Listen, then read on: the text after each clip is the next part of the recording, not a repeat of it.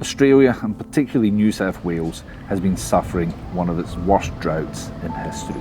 A small number of vineyards were burnt in bushfires, and yields have been reduced further due to smoke taint. Along with the bushfires, talk about climate change has become unavoidable. We headed out into regional New South Wales to see what our winemakers were doing to combat climate change.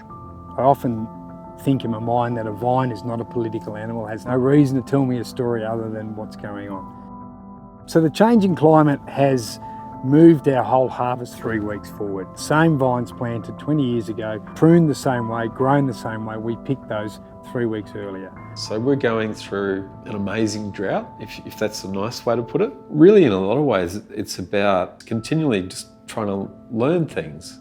If you ever at some point think you've got it right and you stick with that, well, you're probably never going to get it right again.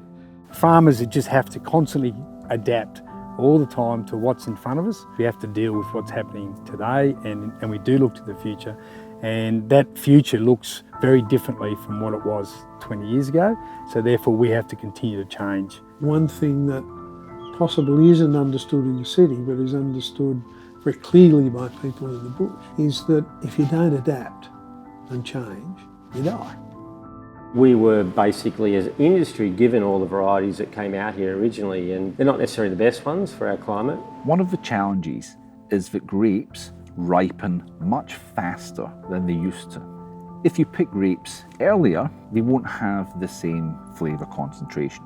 With this climate change, warming of the planet, we need to be focusing on varieties that have a little bit more acid. Things like Albarino and Barbera that I was the first to plant in the Hunter, both of those varieties are really strong in their acid, so when they get ripe they still have it, even if it is really hot.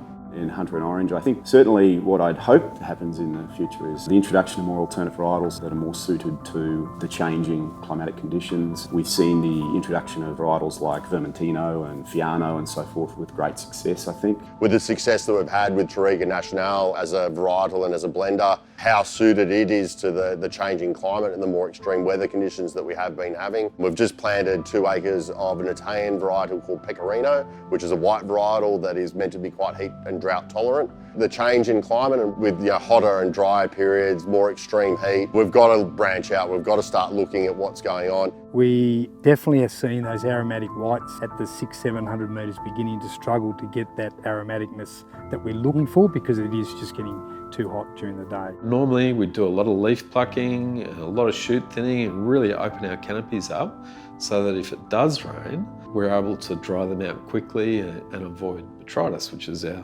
#1 enemy usually. But in a year like this, we're doing the complete opposite. We're letting the leaves grow. We're letting the canopy fold out a little bit more to actually protect it from the sun. Our vines would normally, 20 years ago, be all trimmed up straight. Now we let the western side sprawl. We're probably in front of the world in adapting. I've just been in Germany for the last vintage there and they had terrible sunburn everywhere and they have never heard of the things that we're doing. If you're in a vineyard in Australia just before harvest, you'll actually see kaolin clay spread onto the leaves. This acts as a sunscreen without adding anything artificial. It's just a physical barrier to keep the sun off them and keep the temperature of the actual vine down. This product's relatively new, 4 or 5 years. We trialled it and now we use it full time.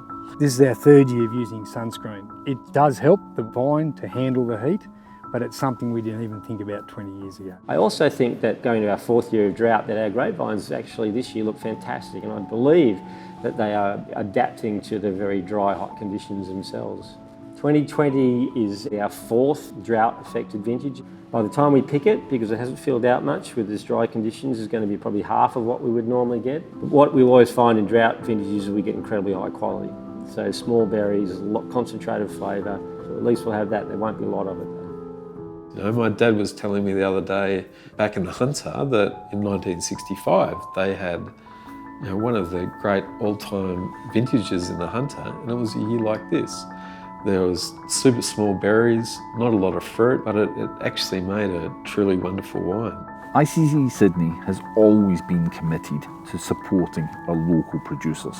After 4 years of drought, it's become more and more apparent that this support is absolutely essential.